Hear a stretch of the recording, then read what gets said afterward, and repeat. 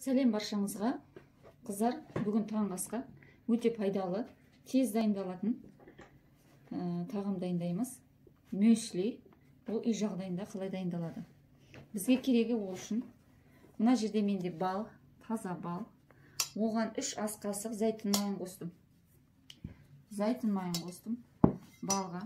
Оған біз сұлы жармас үлпегін қосамыз 200 грамм.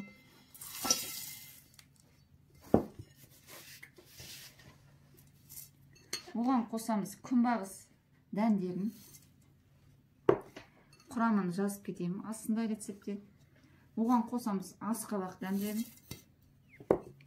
және зығыр дәнін.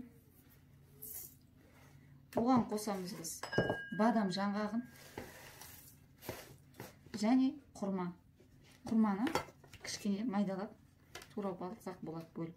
Дәнінен тазалап, 2-3-ке бөліп аламыз.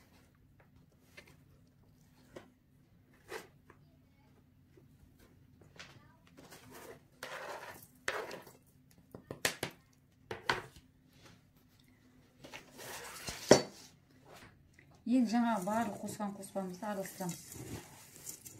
Май, бал мен араластырамыз. Бадам жаңғағынан бөлек грек жаңғағын қоссаңыздар болады, кешью қоссаңыздар болады.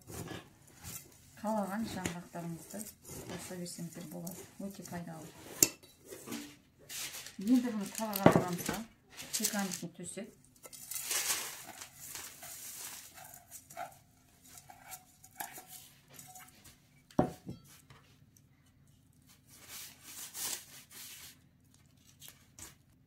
Міне қыздар, мынаны 180 градус пеште, духовкада 15-20 минутта ұстаймыз. 15-20 минутта араластырып тұрып қыздырып аламыз. Қыздар, міне дайын болды. Бұған енді тек мейізімізді араластырамыз. Мейізді саламыз. Мейізді араластырып, су болғасын баночкаға салып, азанда сүтпен, айранмен, йогуртпен, немен қалайсыз соны араластырып жеп кете бересіз. Таңғы ас дайын.